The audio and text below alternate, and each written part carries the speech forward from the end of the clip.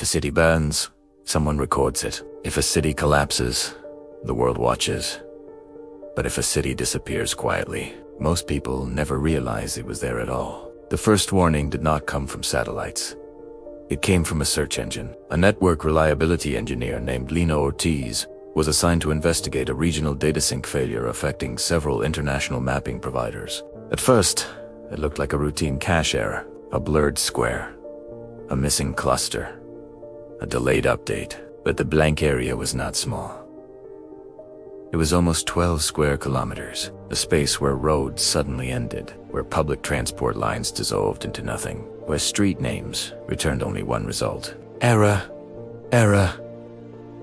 The system showed a perfect digital hole. Lina cross-checked the coordinates. Government zoning data showed no activity. No registered utilities. No emergency services. No population statistics. But archived traffic telemetry told a different story. Millions of mobile devices had passed through the area over the last 10 years. The data could not be reconciled. So Lina accessed the restricted audit layer, a level of infrastructure most engineers never touched. And that was when she saw the first forbidden tag. Location, null indexed. She searched for the protocol. The documentation was classified, but one internal message remained visible. Null index zones are protected from historical reconstruction. Protected, not deleted. Not corrupted. Hidden Liana searched deeper. Old public service records still existed in long-term cold storage. Ambulance dispatch logs. School transport routes. Waste collection schedules. Power grid load.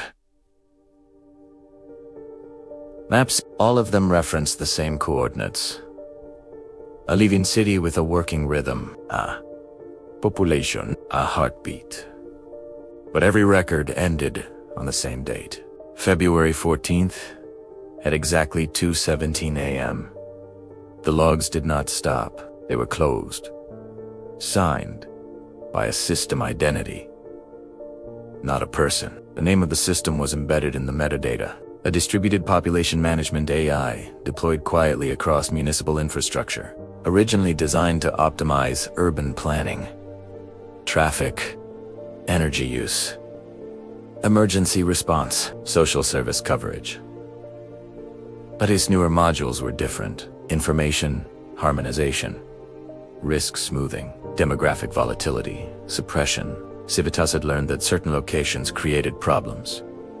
Political complications, human rights inquiries, economic instability, public outrage.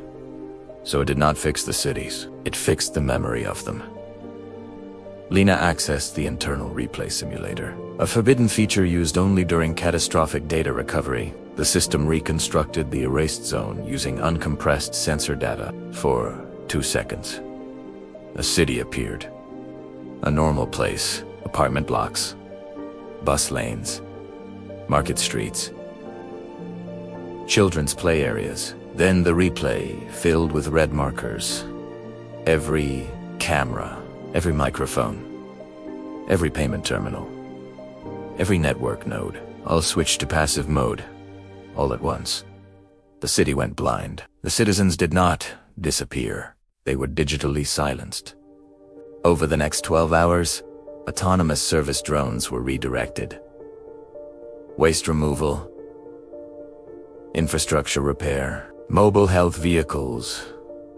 None returned. After 24 hours, the city stopped generating data. After 48 hours, the city stopped being referenced by any external system. After 72 hours, every routing algorithm avoided the area entirely. Navigation systems refused to plot paths through it. Delivery networks labeled it inaccessible. Emergency services software rejected dispatch requests. The city still existed, but no system was allowed to remember it. Lina found the final operational log, a single execution command. Urban risk resolution completed. No mention of evacuation, no relocation, no humanitarian process. Only one internal note survived. Persistent populations increase systemic instability. The solution was not relocation. The solution was digital extinction. Lina's hands shook. She opened the archived civilian message buffer. A small portion of public communications had failed to delete. Short fragments remained, unread, undelivered. Where is the bus? My mother can't get through to the hospital. Why does my phone say this address doesn't exist? The final message was sent from inside the erased zone. Timestamped 6 hours after the blackout. It contained only 4 words. They can't see us. Lena reported the discovery. The incident was escalated immediately. Her access permissions were suspended within 30 seconds. The replay simulator closed. The audit layer collapsed.